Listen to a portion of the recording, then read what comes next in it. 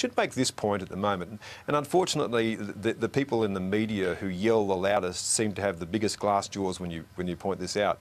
But everyone from the Prime Minister on down has pointed out to me that they believe that there is a campaign being waged against them.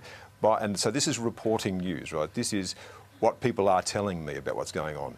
That News Corporation, so we're talking about the Australian, Daily Telegraph and all of those tabloid newspapers around the country, 2GB in Sydney, led by Alan Jones and Ray Hadley, and Sky News in particular, with its evening lineup, are waging a war against the Prime Minister of Australia. Now, that's what they think.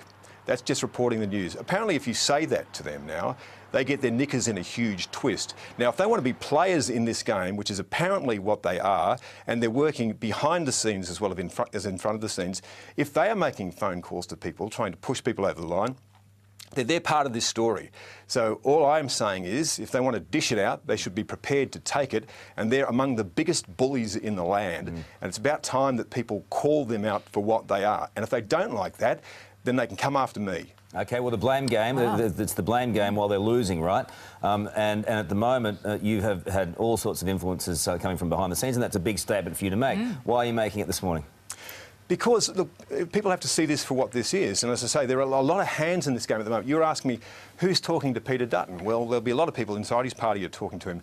Who's talking to him from outside his party at the moment? Who outside his party, who are influential figures in Australia, is talking to Peter Dutton and telling him what they believe that he should do today? Because they're not just commentators. They are players. They have crossed the line. And that needs to be pointed out because people need to know everyone who's involved in this today, because it's the Australian country that's at stake here. We have a paralysed government, a government that is unable at the moment to be able to progress any of its policies through its party room or its parliament. So it can't do the things for Australia that need to be done. Now, all the people who are involved in bringing us to this point need to be held to account and at least be out in the open. Like I say, they can blow on as much as they like on their programs, they can talk about it as much as they like, but when they cross that line to want to be players in the game, to help to feed this, and they were feeding it last night, then they're part of the story, aren't they? OK, so this is really important too. Hear. And this is why Donald Trump had so much purchase in America with his mantra about fake news.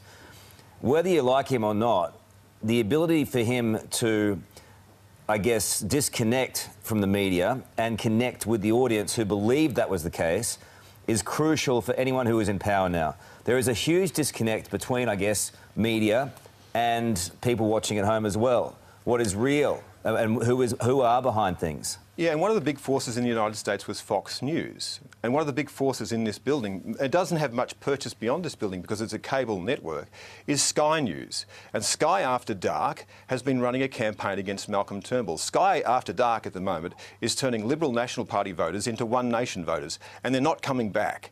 So that's a real problem for the Liberal National Party. What we're seeing, by the way, at the moment is the fracturing of that agreement between Liberals and Conservatives that brings you that arrangement of the Liberal Party, which has stood the test of time, put in place by Robert Menzies. It's falling apart at the moment. It needs to stop and think that it's eating itself. And the people who claim to be its allies are not actually its friends. I mean, with friends like Sky News, Malcolm Turnbull doesn't really need many other enemies. Incredibly well said, Chris Uhlmann. But that is a carve-up. That's a complete carve-up on Sky. How do you think they'll respond? I couldn't give a rat's ass, Carl.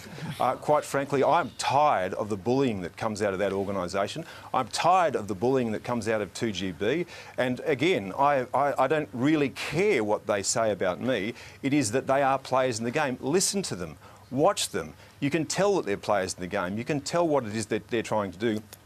All I'm saying is that the Australian people are being caught in the crossfire. Fine, go ahead, say it. But the other thing too is if you're going to dish it out, you have to be prepared to take it.